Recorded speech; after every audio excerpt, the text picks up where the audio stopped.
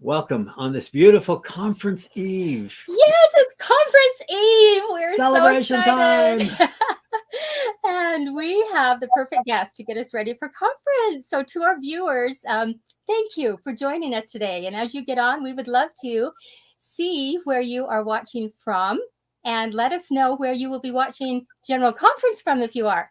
And if you're not, please look it up on churchofjesuschrist.org and join us if you would like. Join thousands of us watching or attending General Conference. Today is kind of unique. It's always unique, but really special today because think about this bright, intelligent, remarkable person that's with us today came from a bright, intelligent, remarkable man and his wonderful wife, of course, Sammy. But this man I met in Germany on my mission. And because I had a bright, intelligent, wonderful companion that could also teach him so well, I had the privilege of baptizing her father. I love this man with all my soul. And April 10th, every year, I get this message that says, what were you doing 52 years ago today? And he will remind me that this has changed his eternity. And one of those greatest changes and blessings is sitting right here, right with us. Rachel. You guys, hello. And point to our picture back there in your board. Oh, yeah. There's a picture right here on the wall of you and my dad. Look at that wall. This girl has traveled a lot and she loves to document just like I do. We are soul sisters. Soul sisters. Absolutely. Yeah. You got to document and you got to post them. That's right. Or it didn't even happen, right? Exactly. Yep. Well, Rachel, we are just delighted to have you with us. And we are going to talk first about the amazing architectural miracle that the conference center is. Do you want to just tell us a little bit about that? And we might just say you're a guest service missionary at the conference center, which gives you an inside track to all this stuff. Yeah, a little bit. Yep, a little bit about your job and the conference center and what you do. For sure. Yeah. So I'm a guest services missionary. I got involved in 2015. I think I'm maybe the youngest one. It's like me and like parents, grandparents ages. So it's super fun. But there's 900 ushers. They've cut back on that number actually pre-COVID. Obviously COVID halted like a lot, but then post-COVID, we've engaged the sister missionaries on Temple Square quite a bit. So our usher headcount is a bit lower, but yeah, we are super involved in a lot of events on Temple Square. There are weekly events, nightly events, like way more than people know about. Obviously the big ones like General Conference that's coming up, Christmas concerts, Pioneer Day concerts, a lot going on Temple Square. And I just get the privilege of being able to help like seat and usher the people. And I'm on the team actually that seats them down front, like the VIP sections, the dignitaries and general authorities, families, mission presidents, a lot of church leadership. And it is just a blast to be a part of it. It's my favorite place to be conference weekend. That's for sure. I love being a part of like behind the scenes of events. And so it definitely like checks all my boxes. Absolutely. Well, you've kind of been on a lot of scenes in your life. I mean, I have just a few. To talk about the fact that you've lived in or had time in over 24 countries. Is that kind of the basic tally right now? And you served a mission in Romania and you lived in Germany and Canada and the US growing up, but then have served humanitarian missions or efforts in over 12 countries. One of our favorite is that moment when you heard about Ukraine and all of a sudden you just started gathering money and I'm flying over all on your own. I mean, we just wept about it. Anyway, you are amazing. You have said that all that stuff has prepared you for being a guest service missionary, but tell us a little bit about that and how it helps you now in what you do.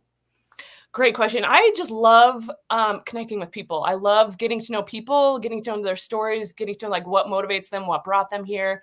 And obviously in my international travels, being able to immerse myself for like 10 days, 2 weeks, or like a year for certain experiences that I've had, immerse myself in their culture and get to know their stories is just really incredible. And conference is really unique that people come from all over the world to attend General Conference. And it's the neatest to see them in their like authentic attire. I've seen like monks in their orange gear. I've seen like the king from Ghana, just really neat to see them just like all decked out, and because it's like a matter of like respect or reverence when you're showing up to something in their like authentic attire. So that's just like really neat. But then to be able to just interact with people from all over the world, it reminds me how small the world is and how alike we actually are, big time. Yeah. And this outreach, I mean, 90 languages broadcast simultaneously. That's only the United Nations does 24. That's 90 languages. Yeah. The ability to do this and the remarkable things that happen, it's just amazing. In this building that has no pillars and 21,000 seats with not a bad seat in the house. I was gonna say, like, yes, no unobstructed view. Like there's no bad seat for sure. 3 different levels, no matter where you are, prime view for sure. So amazing. Yeah. So what are some of the favorite stories that have happened to you in this thing that you do? So many stories. So many stories. I love to actually document them after every session. So I usher all 5 sessions after every day of conference.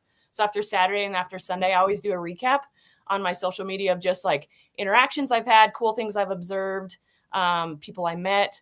But gosh, I've got so many stories, anything from like security issues, just interactions I've had with apostles or interactions I've had with guests that have come. But some of my favorites are watching people who have come for the very first time. One example or one story that stands out to me, there were 3 gals that were like college age. I saw them coming down my aisle and they were like having a moment that they were like, they were there, and B, they were getting as close as they were. And so they were like pretty emotional about it. So I went up to them and I was like, hey, welcome. Like, do you want me to get you as close as you can? And they like more tears. Like, I can help you out. So I just started chatting with them, found out all 3 of them from out of state, flew to Salt Lake on a whim, got tickets. One of them had just joined the church 11 months ago. All 3 were planning on serving missions, just like fun energy. So I got them like as close as I could and they were ecstatic. And then afterwards, just got to know them a little bit more, like exchanged contact information with them, stayed in touch. All 3 are actually on missions right now. So It's just like so fun to be able to witness others experiencing this like for the first time. Another remarkable moment, I have 2 favorite moments that happen frequently every session.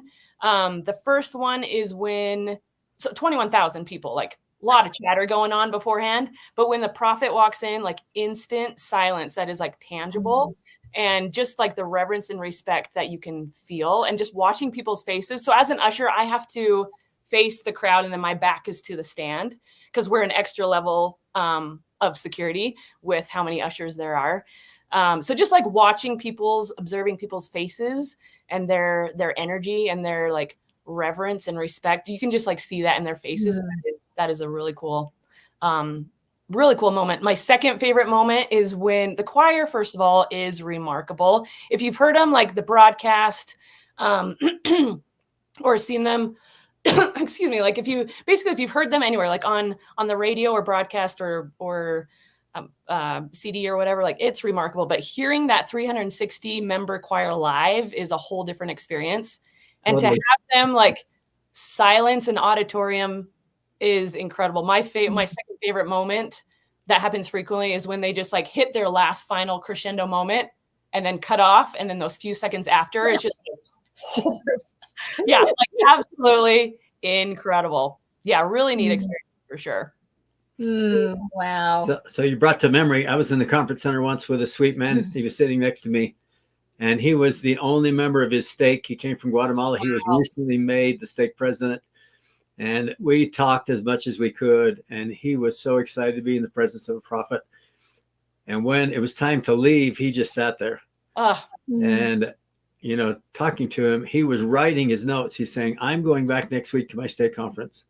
And I'm going to stand up and say to that half a country, I know there's a living prophet on the earth because I have been in his presence. And it was just to hear his personal witness of what he felt sitting there in the conference center. And it happens thousands and thousands and thousands of times. Yeah. Absolutely.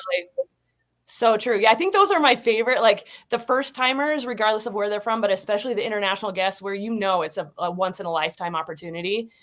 Just interacting with them, hearing their stories of how they got there, how it's been a lifelong dream of theirs to get there. Those are really unique opportunities for sure. You know, it seems sometimes like people think, oh, the general authorities, the apostles, are kind of untouchable, unreachable, but they're so personable. Yes. Any little moments. I mean, when they stop and turn around and start waving. Oh man. Yeah. That's my favorite. Yep. That is my favorite, to watch them interact with the masses. Basically, it's always like a major like security issue when they come roaming the aisles, because people congregate and we're still trying to like seat the masses within a very specific time frame. But it is so fun to just like stop and just watch that interaction. And it's like, it's my absolute favorite. Absolutely. Oh, wow. So Elder Gong gave that talk a couple of conferences ago, and he said, yeah, after conference session, I just went and wandered around Temple Square and visited with people and started to talk about it. I thought, oh my goodness. Yeah, it's not uncommon. If you linger a little bit, it's not uncommon for you to potentially like brush shoulders with them, for sure. Oh, That's wow. Yep. Yeah. So what other stories that stick out in your mind? What other favorites do you have? Oh man. What's a day like for you? You were telling us? Yeah. Yeah. It is not a calm weekend, that's for sure. So I usher all 5 sessions. All ushers usher all 5. So they're like 12, 13-hour days. We have to be there Saturday morning, 7:30 a.m. and then Sunday, 7 a.m. with music and the spoken word. And we are on our feet nonstop. We definitely clock miles with all the steps that we get. But it's never a dull moment. So we open the doors an hour and a half before conference starts. So it takes about an hour and a half to load the entire conference center. There's a lot of latecomers or VIPs that have specific tickets that they could literally show up for the final speaker, the closing prayer, and we'd still have their seat reserved for them. And that has happened before. But where was I going with that? What was your question right before that? Oh, just basically like a day in the life with us. Yeah. Yep. So takes an hour and a half to load, and then we can clear it in about 17 minutes after conference ends, which is wild.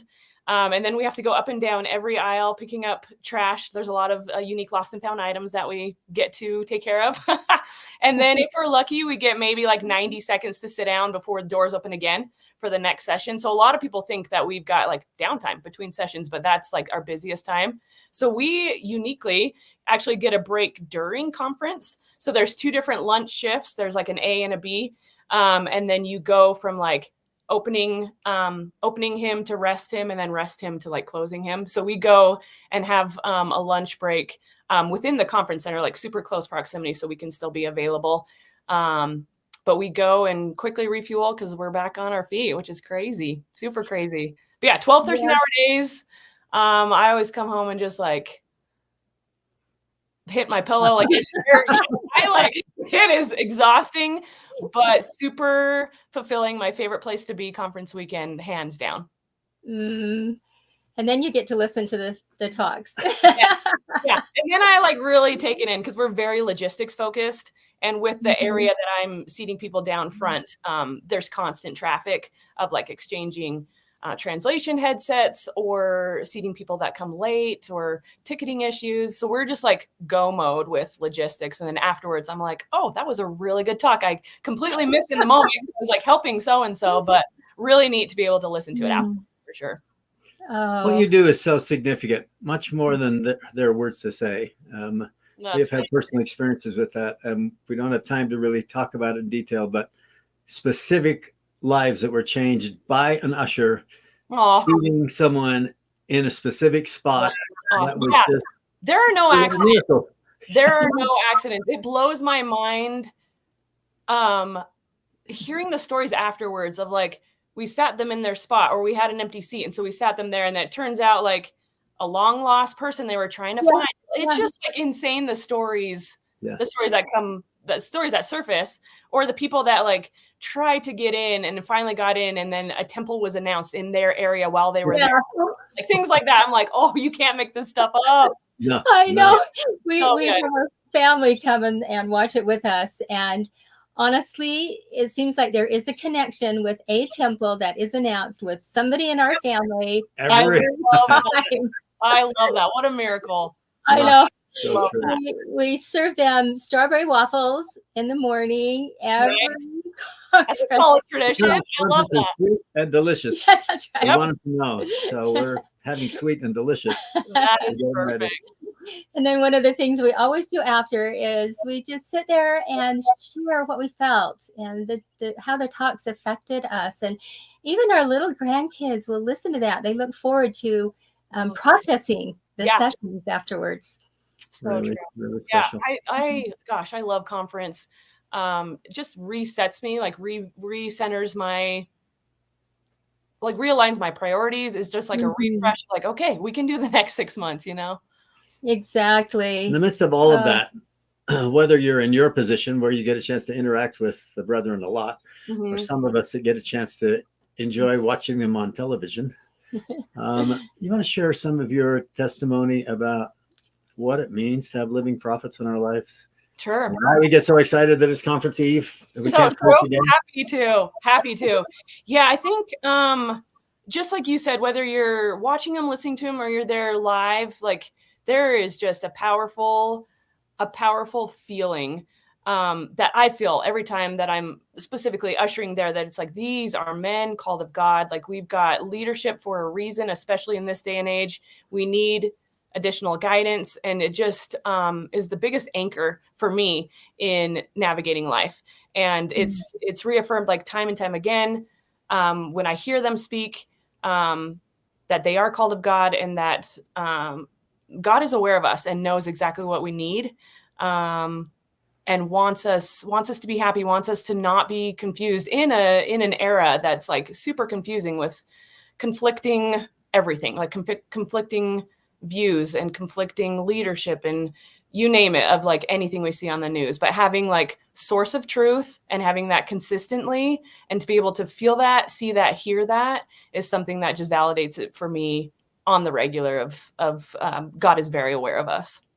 And it's fascinating to me that we get these remarkable sister leaders that just do such an amazing job in their talks. And they are so inspiring and totally involved at that same general level. But listening to President Nelson, every sentence is like so and inspiring. It's just, you can just take out any sentence you want and say, okay, I could live by that sentence. Yep, one line alone. So true. That is something really unique at the conference center specifically. It's a different vibe when President Nelson gets up to speak. The lobby is empty. Everyone comes in and is like lining the back. There's, like I said, there's a lot of sister missionaries that help usher as well. And they're on all different levels, inside, outside, but they come in and they line the entire back of the auditorium. And it's like, everyone is just waiting to hear from President Nelson. And it's a very different vibe, which is really cool. So remarkable. So how long have you been doing this? I started in 2015. And then I lived abroad for a bit, so like stopped my time. So it's I guess I should explain a little bit more about like the assignment. So guest services mission. So it's a service mission. So originally was a 2-year commitment. You could extend for a 3rd year. It's now a 3-year commitment. You can extend for a 4th. And I just keep renewing my time over and over again because I can't get enough of it. Yeah, I started in 2015. I actually got in on the standby line. This was like 2013, 2014 into conference, and on my way out past an usher, and I'm like, how did you get involved in this? Because I'm always just super intrigued by logistics and events. She's like, oh, it's like a X time commitment. Like you have to live within 100-mile radius because there's a lot of assignments. Contact the event office or contact your stake president because it's also considered a state calling. And so I was like, okay, I'm looking potentially for a job out of state. Don't know if I'll be here in 6 months. 6 months later, found myself again in the standby line, got in. I was like, okay, if I'm here in 6 months, like I'm going to do it. So reached out. I went the non-traditional route. Most people are called by their stake president. I reached out to my stake president. I was like, can I do this? Of course you did. Yeah. So just sought it out. And like, I've never looked back. It is a blast to be a part of. Oh, so remarkable. So well, this coming conference has some very unique possibilities for sure. I mean, having President Nelson hopefully feeling somewhat better, having Elder Holland back with us speaking from the best we know. Yep. Having a brand new apostle, Elder Kieran, for the first time. Elder Kieran, he is so amazing. Can I tell you a story about him? Yes. Oh yeah. I love him. He he is my favorite to watch. When he was in the 70 on the stand, he stood out to me from the beginning before I even knew who he was. He sits on the edge of his seat, is so engaged with every speaker, with every talk. And he has this reaction after they finish that he wants to like run up and give him a hug and congratulate him. He's just like so engaged, so on the edge of his seat, just like really a supportive individual. And I've been able to have some interactions with him. His 2016 talk on refugees, that like spoke to me because I've done a lot of humanitarian service and you have like my happy place. So I got to thank him just a few years ago for that, and we chatted a bit about both of our experiences. But I am so excited for like the masses to hear from him and learn from his leadership.